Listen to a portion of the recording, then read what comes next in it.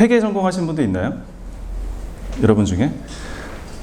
네, 아까 있는 것 같아서 말씀을 좀 드리고 싶었는데 책을 홍보하는 건 아니라 저는 제가 회계 업무하고 회계사하고 해서 말씀드린 게 아니라 이런 숫자를 보는 감각들이 있으면 훨씬 더 도움이 될 거예요. 왜냐하면 여러분들이 이제 취업을 준비하시거나 아니면 취업된 상태시거나 아니면 창업을 준비할 때도 회사를 운영할 때 숫자 갖고 이야기를 많이 하거든요.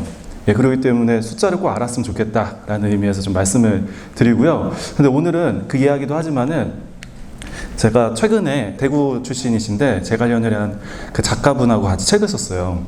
근데 저한테 그러더라고요. 여기서 말하는 C의 유전자의 C가 CEO 할 때 C거든요.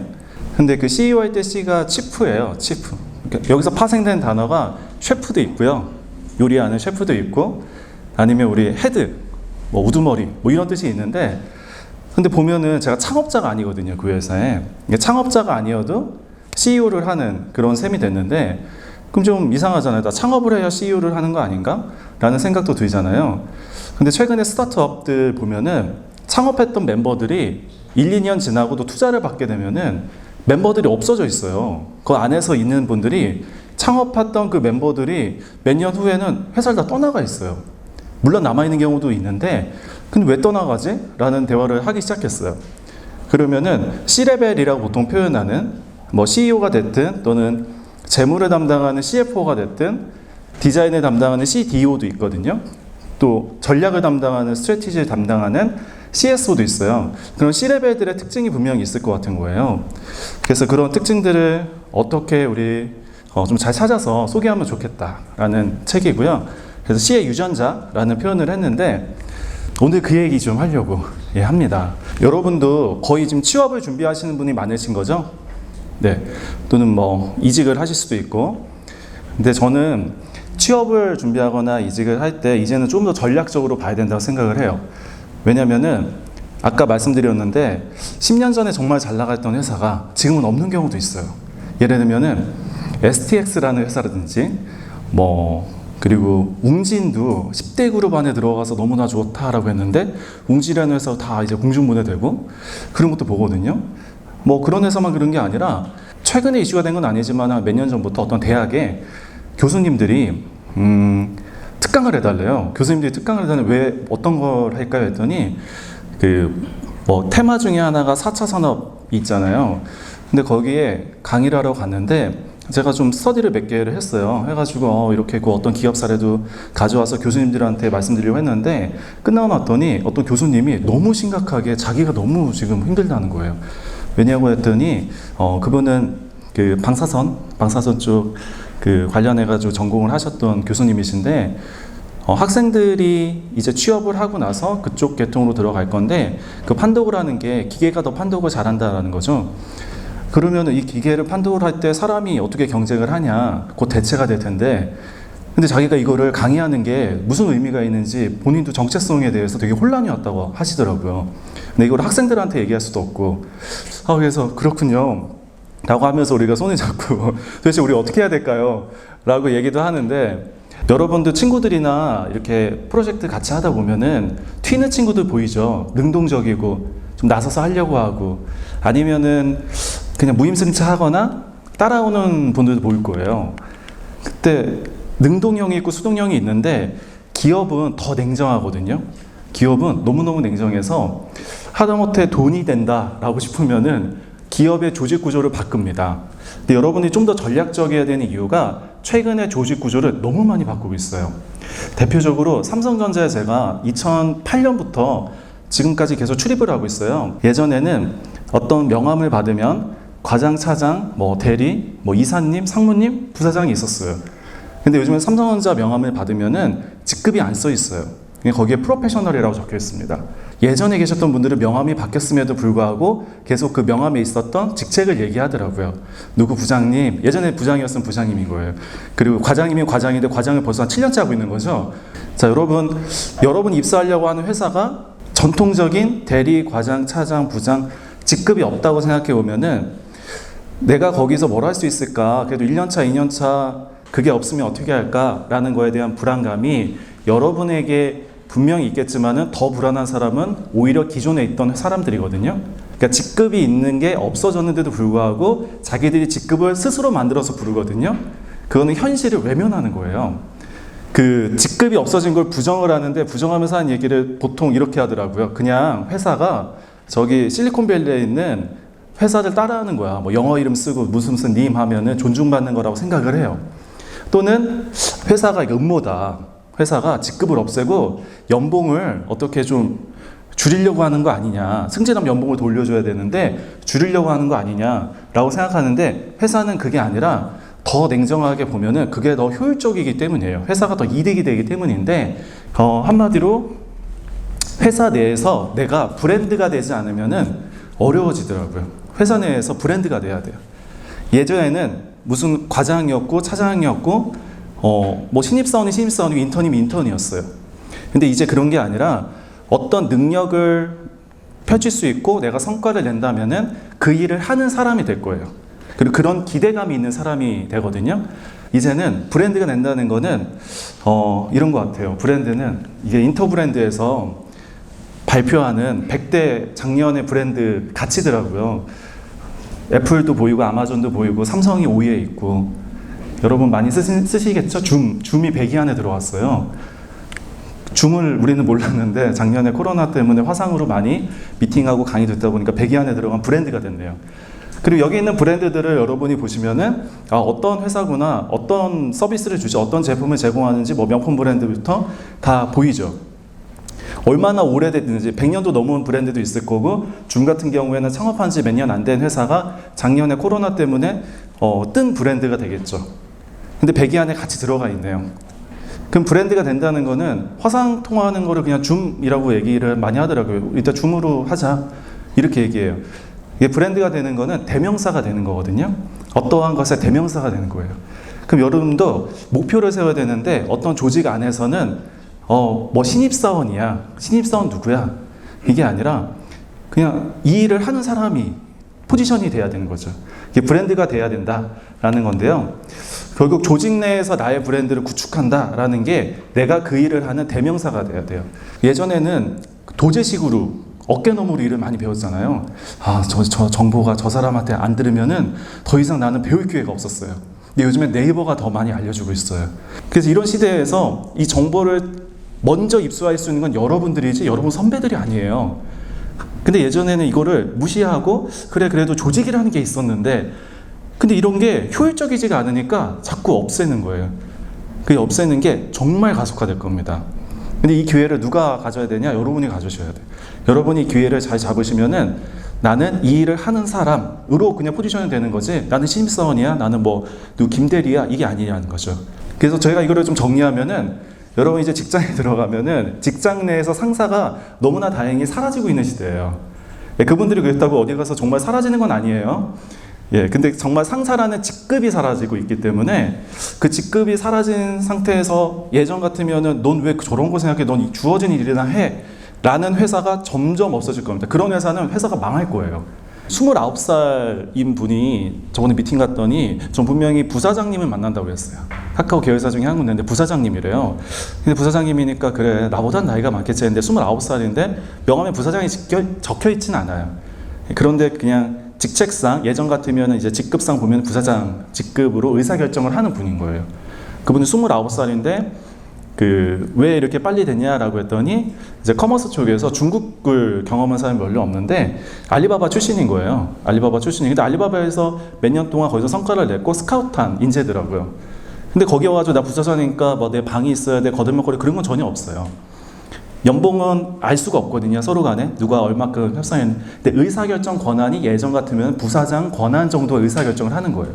그래서 이제는 점점 바뀌는 패러다임 속에서 여러분이 조금 더 자신감을 갖고 무기를 갖춰가야 되는데 저는 그거를 이제 시의 유전자라고 표현을 했고요.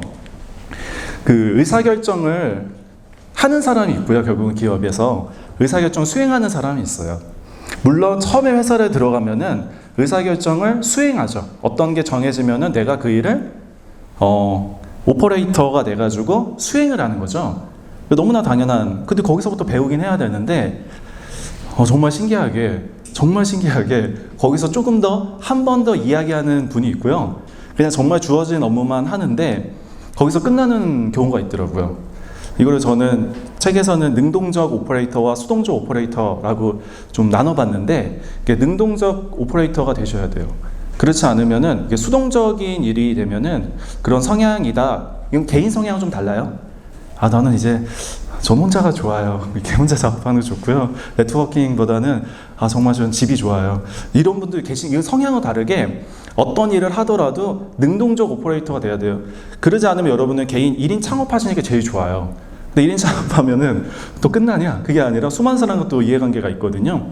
그래서 이거는 개인 성향과 우리는 서로 간의 그 페르소나가 다르거든요. 가면을 쓰고 사는데 일을 할 때는 비즈니스 세계에 들어오신 거거든요. 비즈니스 세계잖아요. 돈을 벌어야 되잖아요. 그럴 때는 나를 조금 더 강조를 해야 되고 능동적으로 보이지 않으면은 업무가 어사인이 안 돼요. 모든 기업은 다시 한번 말씀드리면은 효율적으로 능동적으로 움직이는 직원에게 일을 주기를 원해요. 근데 이런 조직에 여러분이 나는 정말 난 열심히 할 거고 이런 조직에 들어가고 싶어라고 하면은 잡서칭 할 때부터 그런 조직을 찾으셔야 돼요. 빠르게 변한다 하더라도 그렇지 않은 경우가 많잖아요. 잡서칭 할 때부터 이런 조직에 입사하시는 게 더 좋을 겁니다. 결론은 여러분은 처음엔 의사결정을 수행하는 사람이지만 그거를 하는 도중에도 나는 의사결정자다라는 생각을 갖고 일을 하는 게 가장 중요하고, 예전에는 시간이 걸려서 내가 의사결정자가 됐지만 지금은 훨씬 더 빠르게 의사결정자가 될 수 있는 시대에 취업을 준비하거나 지금 사회생활을 좀 시작하신 거예요. 그래서 조직 구성이 근 한 7, 80년간 이어오던 조직 구조가 최근 몇 년 사이에 이렇게 바뀌는 시기에 여러분은 입사를 하시기 때문에 준비가 하나가 더 필요한 게 내가 더 능동적으로 돼야 된다. 내가 의사결정을 할 수 있는 역량을 갖춰야 된다. 예를 들면 이런 경우 같아요. 여기 A 회사랑 B 회사가 있는데 A 회사는 CEO가 있고 CEO는 최종 의사결정을 하는 사람이 되겠죠. 그 다음에 CMO는 마케팅을 총괄하는 분이라고 볼게요. 앞에 CMO라고 안 써도 돼요. 마케팅과 관련한 의사결정하는 사람이 있는데, 예를 들어서 보니까 여기에 밑에 CCO가 있는데, 이거는 책에는 좀 설명되어 있는데 여기 크리에이티브 관련해서 업무를 하는 기획자가 있다고 볼게요. 어떤 회사는 마케팅의 헤드가 있고 그 밑에 크리에이티브를 하는 사람이 조직 구조상 밑에 있다고 볼게요. 근데 어떤 회사는, 밑에 있는 회사는 CEO 밑에 바로 크리에이티브를 하는 사람이 있고요. 그 밑에 CMO가 있는 경우도 있어요. 두 회사는 완전 다른 회사죠? 여러분이 디자이너다라고 하면 지금 디자이너 공부한 디자이너예요.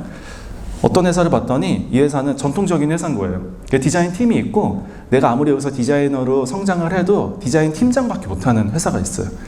근데 반면에 어떤 회사를 보니까 그 회사는 지금도 디자인이 매우 중요한 미디어 커머스 회사다라고 봐서 거기에 CDO가 있다고 할게요. 칩 디자인 오피서가 있어요. 그러면은 회사를 선택할 때 연봉이 여기가 더 200만 원 더 많이 준다고 해서 여기 선택하시면은 나의 한계를 스스로 져버리는 거죠. 그렇기 때문에 여기서 내가 얼마큼 올라갈 수 있는지를 판단해야 됩니다. 여러분 면접장에서 물어보면은 마지막에 저 그래서 이제 여기는 연봉 얼마인가요? 라고, 그것도 중요한 건데 거꾸로 그럼 제가 여기서 얼마큼의 역량을 발휘하면은 어디까지 의사결정 권한을 갖고서는 업무를 수행할 수 있나요? 라고 물어보는 그 면접 보러 오신 분이 있으면 좀 바로 채용할 것 같아요. 그러지 않을까요? 근데 그런 분들은 많지가 않아요, 의외로. 그래서 여러분이 그렇게 회사의 조직 구성에 대해서 중견기업, 대기업 빼고는, 상장사 빼고는 그렇게 알려지지가 않아요. 물론 자플랜시나 블라인드나 이런 데서 보면은 어떻게 왜곡된 정보를 받을 수가 있죠. 회사를 많이 이제 욕을 하니까 우리는. 근데 긍정적으로 봤을 때도 회사는 정보가 필요한데 그 정보를 얻기가 힘들어요. 그래서 면접 볼 때는 그런 정보를 얻을 수 있게, 면접은 서로 보는 거니까 그런 거를 능동적으로 물어보면은 훨씬 더 도움이 되고 회사도 좋게 보겠지만 내가 도움이 되는 거죠. 어학 공부 열심히 하세요? 영어 공부나 아니면은 다른 공부 열심히 하시나요? 예를 들면은 제가 지금 자문하는 스타트업이 있는데 그 터치 기술을 되게 잘해가지고 최근에 투자도 받고 해야 돼요. 근데 여기에 그 UI UX 디자이너 분이 3분이 계신데 미국에서 광고회사에 일이 들어왔어요. 현지로 가야 돼요. 지금 미국에 뉴욕에 소호라는 곳에 사무실도 만들고 되게 멋지게 지금 해놨는데 이 기술을 알고 있는 사람이 몇 명 안 돼요. 지금 초기 회사다 보니까 그 세 분 중에 한 분이 가야 되는데 다 가고 싶어요. 왜냐면은 거기 그 광고 대행하는 뉴욕에 있는 회사가 마스라는 회사인데 되게 유명한 광고회사 이분 여기랑 일을 하고 싶어해요. 이 세 분 다 제가 알거든요. 근데 한 분은 정말 영어를 잘 하세요. 영국에서도 근무하셨고 그래서 그분이 가는 거는 문제가 없는데 그분은 가족분들이 반대를 하고 있대요. 근데 막상 이제 더 젊은 결혼을 하는 이제 미혼 두 분이 계신데 이분들은 정말 가고 싶은데 영어가 원활하지가 않으세요.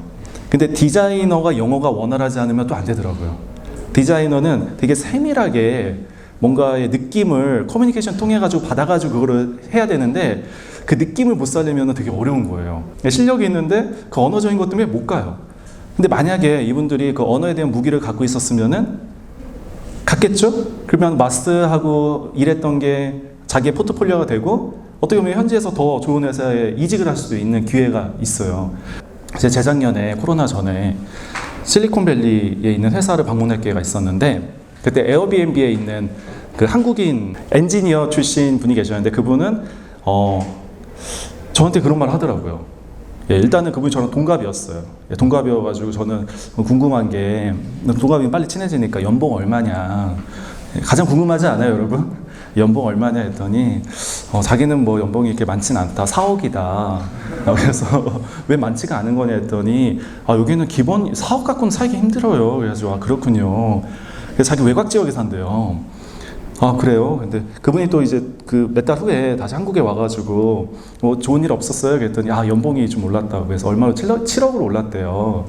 근데 자기는 그래도 오르긴 올랐는데 그렇게 뭐 많이 오른 것 같지는 않대. 왜 그랬더니 자기는 매일 출근을 한대요. 재택하는 사람 평균 연봉이 7억이라는 거예요.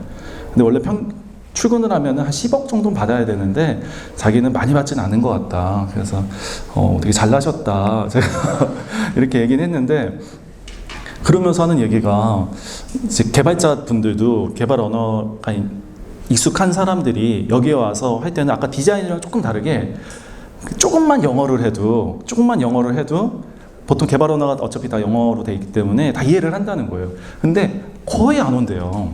인터뷰도 볼 생각을 안 한다는 거예요. 조금만 오면 기회가 있고 한데 그런 생각을 좀 해보니까 제 주변에서도 정말 뛰어난 사람들이 있는데 우리가 도전하는 부분들이 나의 리스크를 없앤다라고 생각하면은 리스크가 뭐였어요? 변동성이잖아요. 내가 하나의 무기를 더 갖는다고 생각하면은 영어 공부를 열심히 할 텐데 라는 생각을 하거든요. 우리가 강력한 동기부여 중에 하나는 우리가 하고 싶은 거 하는 거잖아요. 근데 그 중에 하고 싶은 것 중에 일이 있잖아요. 일을 할 때도 나의 변동성을 없애겠다 생각하면은 조금 더 도전이 될 것 같아요. CA 유전자 책의 한 장 요약으로 하면은 보통 5가지에 대해서 상당한 역량을 갖추고 있더라고요. 근데 이 모든 거를 다 잘하는 분은 많진 않아요. 근데 좀 보면은 첫 번째는 스스로 말은 좀 표현을 이렇게 했는데 스스로 기업의 올바른 길을 제안할 수 있어야 된다라는 건데요. 계속 질문을 해요. 이건 왜 이렇죠? 이건 이렇게 했으면 좋겠는데 이렇게 하는 분들이 C의 유전자가 있는 분들이더라고요. 예를 들면은 뭐 제품이 하나가 나왔다라고 하면은 재고가 많아요. 재고가 많으면 여기서 끝내야 되냐? 이거 할인 판매. 근데 할인 판매하면 가격이 무너지는데 어떡하지? 근데 봤더니 색상이 이 나라에서는 먹힐 것 같은데요. 그러면 그 나라에 대해서 조사하고 이때 이벤트가 있으니까 그때 가가지고 이때 재고로 소진하면서 이렇게 합시다라고 제안하는 분이 있다면은 질문을 계속 이어가면서 제안을 하는 거거든요. 기업에 제안을 하는 거예요. 이런 분들이 C의 유전자가 있는 분들이더라고요. 저는 여러분들이 이랬으면 좋겠어요. 꼭 회사가 시키는 것만 하는 게 아니라 내가 싫은 대로 하는 게 아니라 그러면 역으로 제안을 하세요. 그러면 일단 제안 한번 하는 순간 여러분은 능동적 처음에 들어간 오퍼레이터인데 난 수동적이 아니라 능동적인 사람이 돼버려요. 그렇게 포지션이 될 거예요. 올바른 길을 제안하는데 나 스스로부터 그거를 맞춰서 제안하는 게 중요하다라는 말씀을 드리고요. 두 번째는 만족하지 않는다. 이거는 계속 공부를 하거나 서치를 하거나 아니면 네트워킹을 하거나 하는 게 누가 시켜서 하는 게 아니라 조금 더 바빠야 되더라고요. 요즘에는 주말에도 공부할 수 있는 모임이나 뭐 독서 모임도 있고 또 기회가 되면은 대학원도 온라인으로 들을 수도 있고 하거든요. 이런 부분들이 계속 만족하지 않는다라는 표현은 계속 탐구를 하고 내가 어느 분야에 가야 될지를 보는 게 더 중요하다라는 말씀을 좀 드려요. 그리고 특징 중에 하나가 팀으로 일을 하거든요, 보통은. 물론 1인 기업으로 갈 수도 있는데 1인 기업도 조금만 넓혀보면은 직접 일하진 않지만은 팀들이 있어요. 네트워킹이 돼서 팀으로 일하거든요. 그럴 때 내가 조직적으로 무언가를 좀 운영을 할 수 있어야 되는데 이때 보면은 테이커, 뭔가 그냥 저 사람 이용해서 가져갈 수 있는 사람, 뭐 내 팀원들의 성과물을 가져갈 수 있는 사람은 C레벨로 거의 가지 못하더라고요. C레벨로 간다는 거는 기버가 돼야 되고 내가 무언가를 먼저 줘야 되고 하는 사람들이 C레벨로 갈 가능성이 많다. 그래서 조직을 운영할 때도 먼저 줘야 되는. 여러분이 조직이라고 하면 또 팀장 몇 년 이게 아니라 두세 명만 있어도 내가 리더가 될 수 있거든요. 그때는 뭔가 기버형의 내가 주는 게 있어야 된다. 그래야지 조직을 운영하고 C의 유전자를 갖춰서 C레벨로 갈 수 있는 의사결정자. 여기서 진정한 의사결정자, 누가 시키는 의사결정자가 아니라 그렇게 보시면 되겠고요. 네 번째는 평판 관리가 되게 중요합니다. 그러니까 보통은 이거는 일반 기업도 평판 관리가 중요한데 그 회사를 처음 들어가면은 평판이 뭐 좋고 나쁜 것보다는 일을 잘했냐 못했냐가 내 평판에 좌지우지 되지만은 나도 모르게 평판 관리를 신경을 안 쓰면은 나중에 결정적인 순간에 힘들어질 때가 있어요. 회사에서 여러분 뒷담화 되게 많이 하거든요. 뒷담화 할 때도 내가 여기서 휩쓸려서 할 수도 있죠. 근데 그런 부분들이 어떻게 보면은 나한테 내가 없은 자리에서는 어떻게 될까라는 걸 생각해 보시면은 정말 입사를 앞두고 있다면은 내 나중에 의사결정자가 된다라는 생각을 하고 평판 관리를 하셔야 돼요. 그래서 이거는 좀 더 할 얘기는 많은데 여러분 나중에 잘 되실 거잖아요. 정치를 하라는 게 아닙니다. 그게 아니 조직 내에서도 마찬가지고요. 내가 조직을 떠나서 창업을 하더라도 상당히 중요한 이야기입니다. 이야기를 사실 해주는 사람이 별로 없더라고요. 1년차 때부터 평판 관리 하셔야 되고요. 그리고 평판 관리를 한다는 거는 정말 자기를 좋아하는 사람이에요. 궁극적으로 진짜 자기를 좋아하는 사람은 평판 관리를 합니다. 마지막은 협상에 대해서는 끊임없이 고민을 하고 공부를 하셔야 돼요. C레벨이 되면은 어떠한 직무를 맡았던 끊임없이 협상을 하는 사람이 돼요.